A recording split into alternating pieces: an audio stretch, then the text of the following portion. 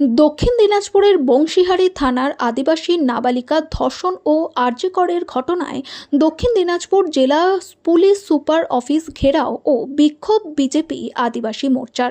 এদিন বালুরঘাটের মঙ্গলপুর মোড় থেকে আদিবাসী মোর্চা বালুরঘাট শহরে মিছিল করে জেলা পুলিশ সুপার অফিসে আসে। ব্যারিকেড ভাঙার চেষ্টা করলে পুলিশের সাথে ধস্তাধস্তি হয়। এরপর জেলা পুলিশ সুপারকে ডেপুটেশন দেওয়া হয় বিজেপি আদিবাসী মোর্চার পক্ষ থেকে। এদিনের বিক্ষোভ ও ডেপুটেশনে উপস্থিত ছিলেন বিজেপি আদিবাসী মোর্চার রাজ্য সভাপতি জুয়েল মুর্মু, উপস্থিত ছিলেন বিজেপির তপন বিধায়ক বুতরাই টুটু সহ বিজেপি আদিবাসী মোর্চার জেলার নেতৃত্ব।